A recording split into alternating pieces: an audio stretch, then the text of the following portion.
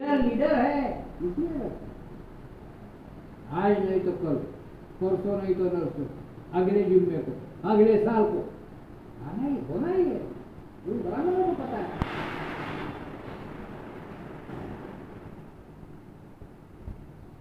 तो साथियों, ब्राह्मणों ने राइट टू वोट भी हमारा खत्म किया, ईवीएम से खत्म किया राइट टू वोट। और ईवीएम से राइट टू वोट खत्म किया,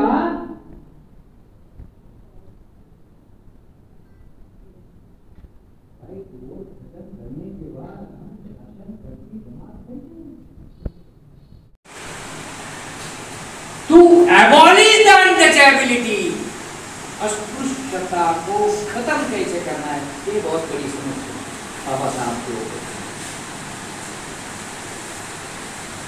दूसरी समस्या थी उद्देश्य, बाबा साहब ने जो उद्देश्य निर्धारित किए थे, शासन करती जमात बहुजन समाज को बनाना।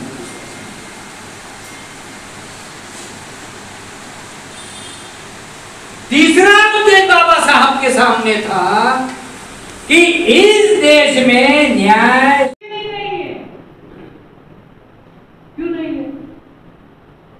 ठाणे जिल्हा अधिवेशन पार पडत आहे। आपण या अधिवेशनामध्ये एक विषय घेतलेला आहे, जातीनिहाय जनगणना करा, अन्यथा आम्ही 1 तारखेला भारत बंद करू। पण सरकार तर जातीनिहाय जनगणना करायला तयार आहे, मग परत हा विषय का? काय सांगाल याबद्दल? जातीनिहाय जनगणनेचा जो विषय आहे, हा विषय केवळ ओबीसीची जातीनिहाय जनगणना करा असा विषय नाही आहे, सर्वांचीच जातीनिहाय जनगणना करा असा तो विषय आहे। कारण सर्वांच्याच जातीनिहाय आकडे हे आपल्याला अवेलेबल नाही। आता दुसरा मुद्दा असा आहे, सरकारने केवळ जातीनिहाय जनगणना करणार आहे असं घोषित केलं। असं का घोषित केलंय? कारण बिहारमध्ये निवडणुका आहेत, हा सगळ्यात मोठा महत्त्वाचा मुद्दा आहे।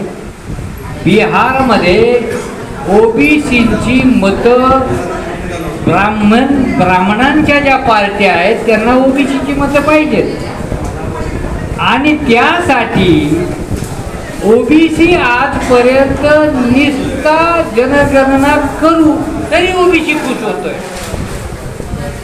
आणि ओबीसीला केवळ खुश करून ओबीसीचा इस्तेमाल करण्यासाठी असं म्हणलेलं आहे। जनगणना 2026ला होणार आहे, 26ला, आणि 27ला त्याची आकडेवारी बाहेर येणार आहे।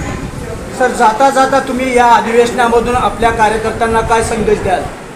आमच्या कार्यकर्त्यांना हा संदेश देणार आहे की येत्या 1 जुलैला जो भारत बंद, ओबीसीची गणना आणि जातीनिहाय गणना यावर आम्ही भारत बंद करणारच आहोत। याची तयारी पूर्ण भारतामध्ये आणि ठाणे जिल्ह्यामध्ये commissionery level, tehsil level, block level, village level आणि समाजात जाऊन सर्व कार्यकर्त्यांनी केली पाहिजे। जोपर्यंत ओबीसीची जातीनिहाय जनगणना होत नाही आणि सर्वांची जातीनिहाय जनगणना होत नाही, तोपर्यंत आमचा लढा हा चालूच असेल, एवढा संदेश देऊ इच्छितो। धन्यवाद। ईव्हीएमच्या माध्यमातून जी निवडणुका होणार ते साहजिकच जे राष्ट्रीय निवडणूक आयोग आहे त्याच्यावरती मागे आम्ही मोर्चा काढलाच होता, आणि आमचं असं स्पष्ट मत आहे की जोपर्यंत बॅलेट पेपरवरती वोटिंग होत नाही तोपर्यंत आमचे खरी प्रतिनिधित्व निवडून जात नाही। बहुजन मुक्ती पार्टीमधून पूर्ण महाराष्ट्रभर जे महानगरपालिका, नगरपालिकेच्या निवडणुका होणार त्यासाठी आम्ही आमचे उमेदवार देणार आहोत। त्यामुळे ईव्हीएमच्या माध्यमातून जर होत असेल तर या निवडणुकांमध्ये आमच्या मतांची चोरी होणार हे सातत्याने आपण अगोदरही पाहिलेलं आहे।